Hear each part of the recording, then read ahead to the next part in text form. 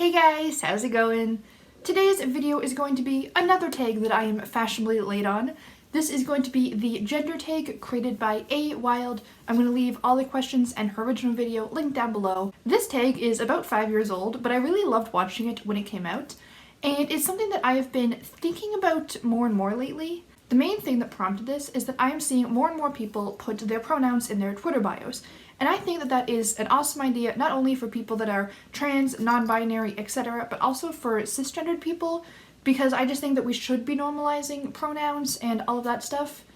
And I don't know, I felt a little bit weird about putting mine in there, and it's just something that's been going through my head lately. And then I remembered this tag that I used to absolutely adore, and I decided to do this tag and just kind of think some things out loud and see what I come up with. So yeah, without further ado, let's just get into the questions.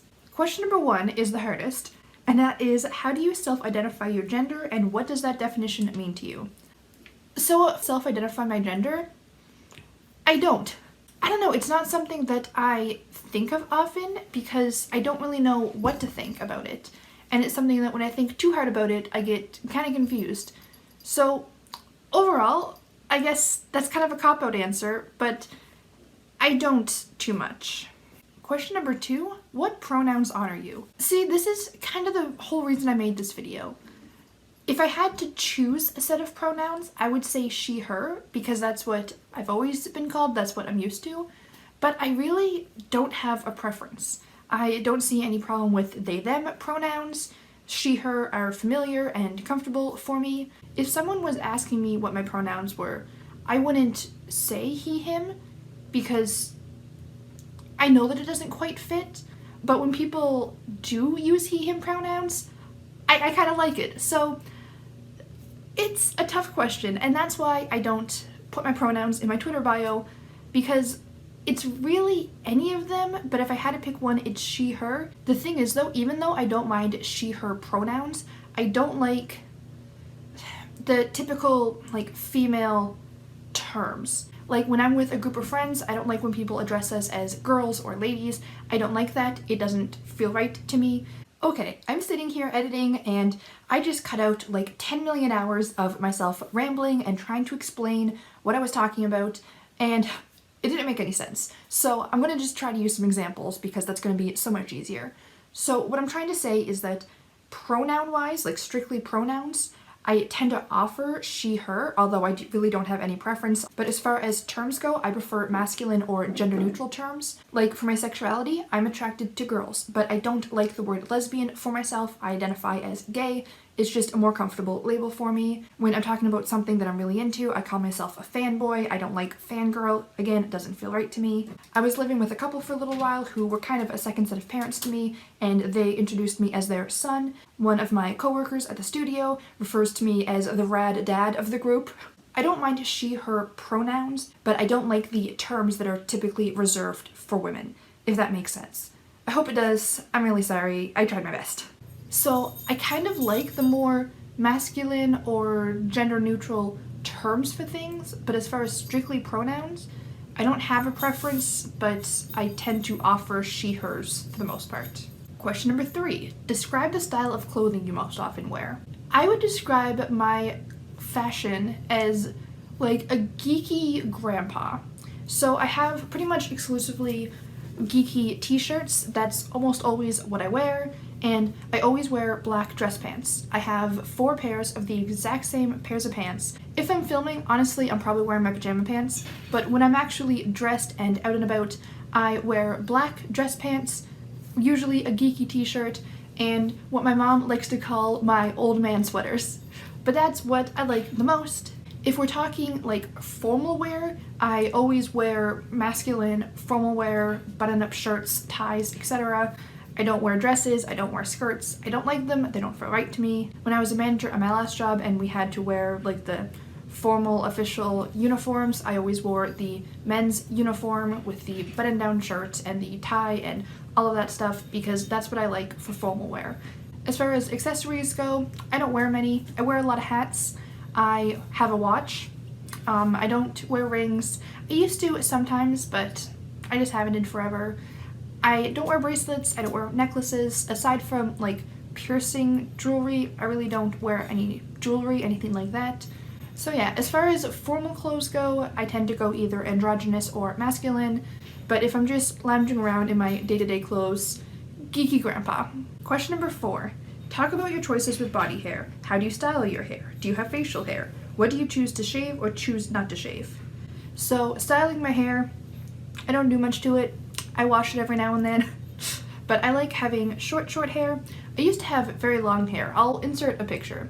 But my whole life, my hair was down past my waist, and I always hated it. I hated having long hair. I hated how inconvenient it was. I didn't like it.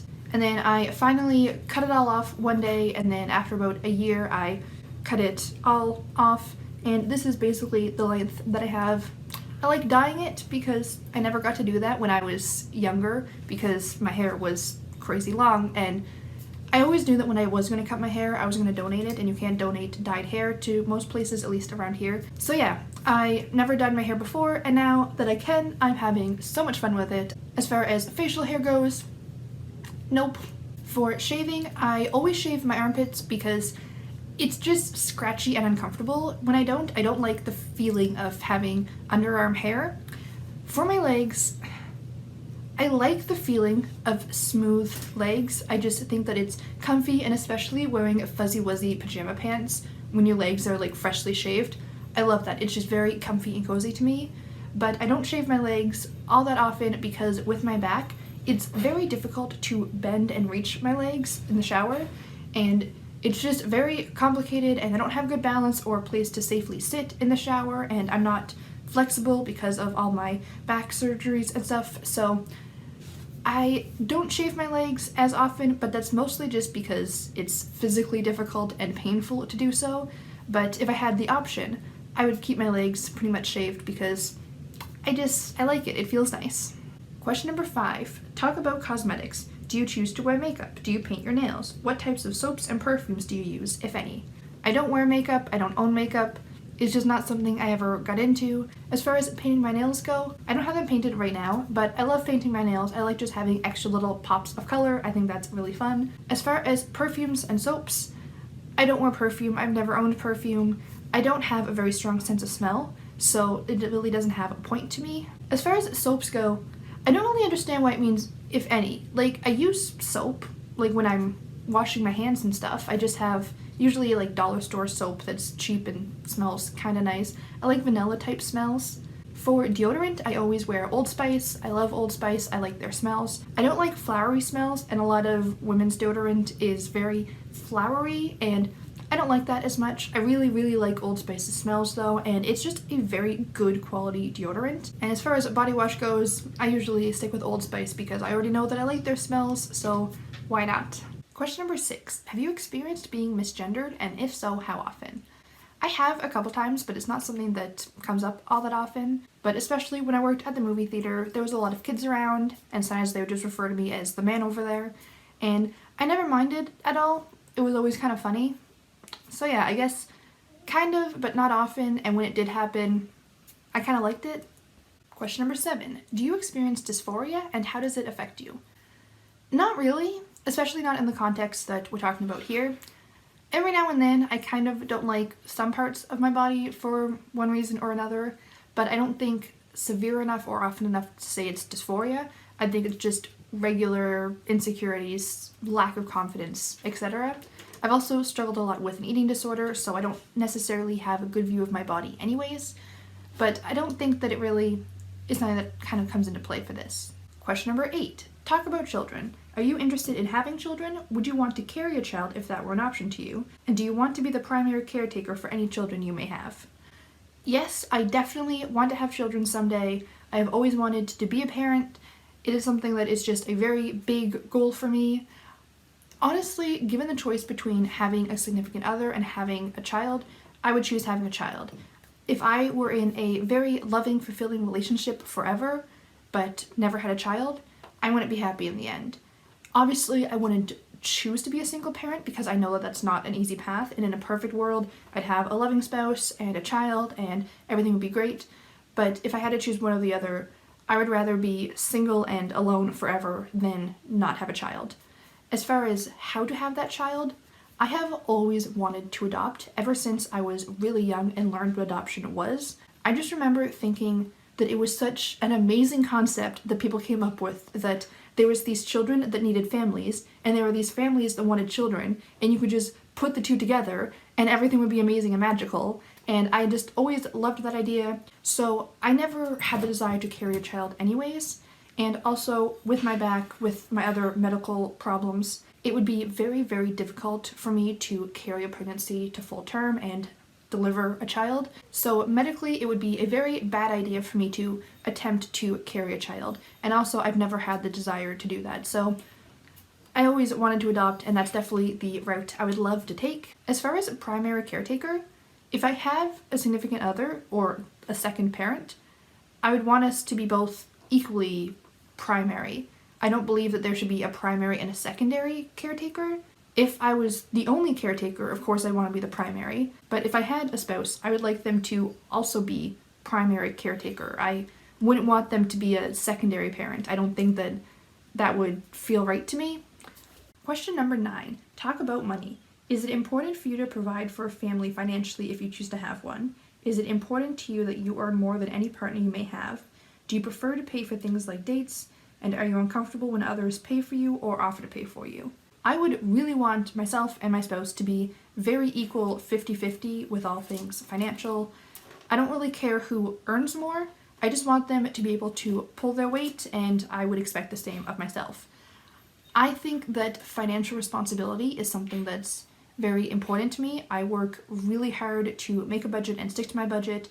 I think that finances are really important. I think that struggling with finances is a major, major stress, and I think that there's enough stress in life, and I don't think that I would be happy with a partner that was financially irresponsible.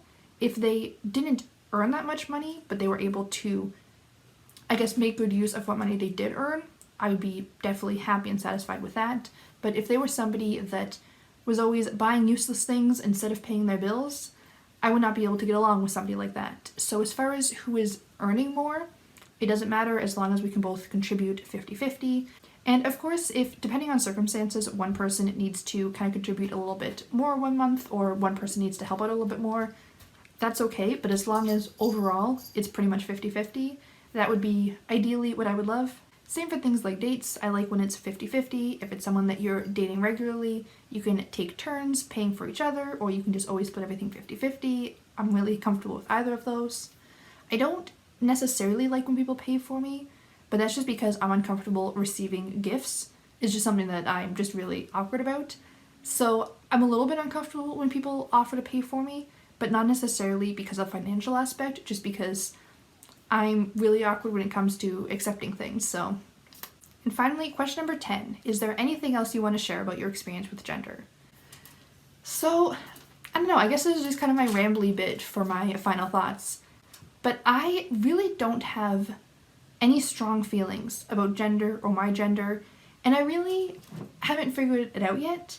I don't necessarily think that I don't identify with female, but it's definitely not that simple for me.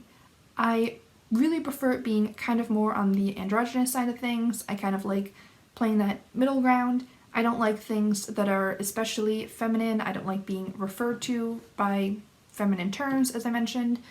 But masculine doesn't quite work for me. And maybe that's just because it's not something that I'm used to, so it feels too different.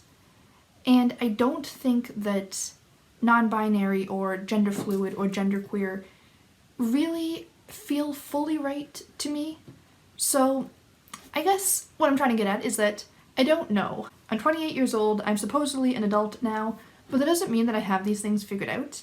And it's not something that bothers me enough in my day-to-day life to really worry about or put that much thought into.